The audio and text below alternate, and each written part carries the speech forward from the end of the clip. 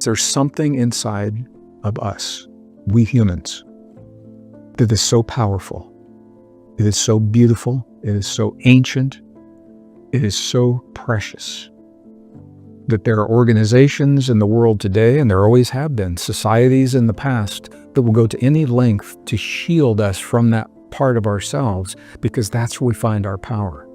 When we are in our power, we are less vulnerable to fear. And fear, I'm sure you'll agree, is the most valuable currency in a world that's moving steadily toward centralized control, toward authoritarian systems. The more afraid we are, the easier it becomes to hand over our power. But our power, our true human power, is sacred. It's our divinity. And that's why we're the prize. Yes, we are the prize. Literally, and I want to bring this home, make it relevant, because people often write to us and say, this is interesting, but what does it have to do with my life, with the world I'm living in right now? Well, here's the connection. That beautiful, ancient, precious part of us, the part we just talked about, is exactly why so much of what we see happening in the world is unfolding the way it is. Because the powers that be will stop at nothing to keep us distracted and disconnected from it. Nations will go to war, economies will be crashed, pandemics released, climate manipulated, entire societies will rise and fall, all orchestrated to keep our attention outside of ourselves. Because if we look within, if we remember who we are, we reclaim our power.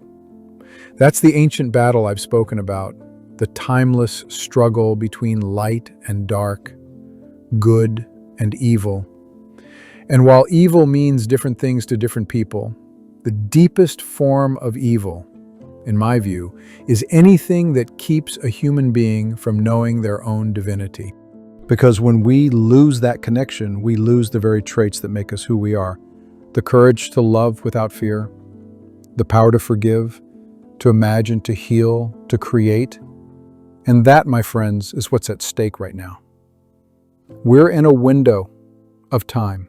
Some say leading up to 2030, where it's being proposed that our humanness, our biology, be replaced. Not hypothetically, actually replaced.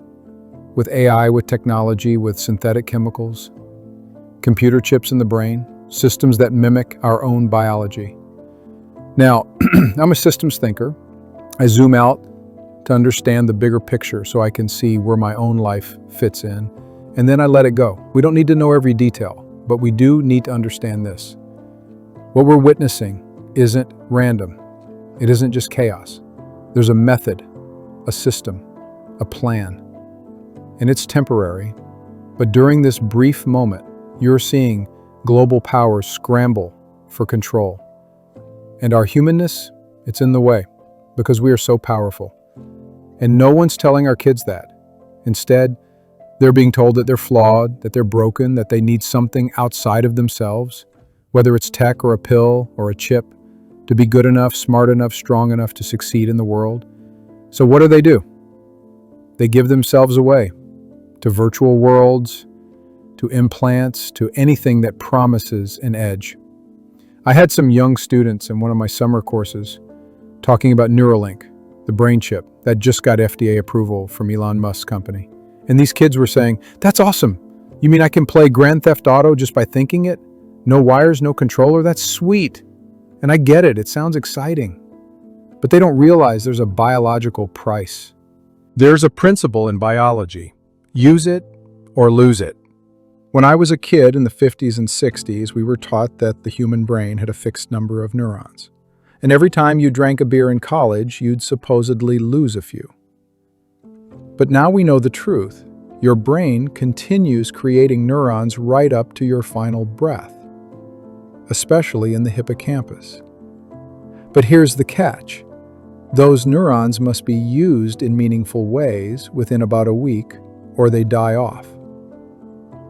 And it's the same across all our biological systems.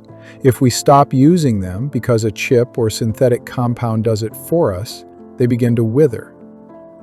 We're seeing this play out. Studies now show that young children, growing up with VR visors and digital babysitters, are experiencing stunted cognitive development, smaller brains, larger visual cortexes because they're watching, not creating. Passive consumption is replacing active imagination. When we were kids, we'd build forts out of blankets in the backyard. We'd invent worlds, make-believe adventures. That was imagination. That was creation. Today's kids are watching pre-made realities, and it's changing their biology. And here's the most important part. It's not permanent.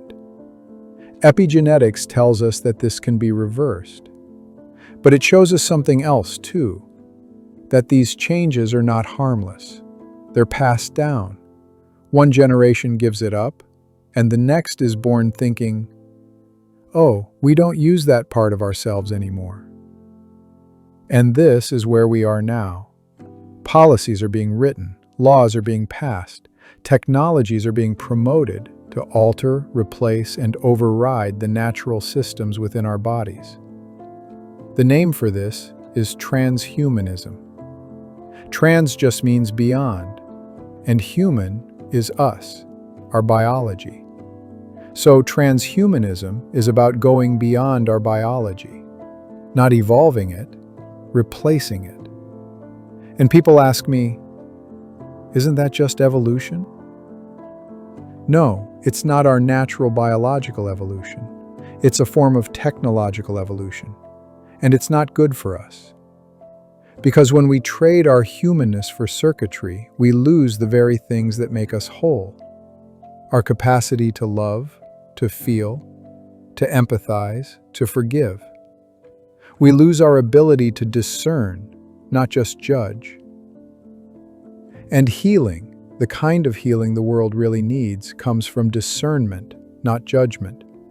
So yes, we lose all of that when we begin giving our humanness away.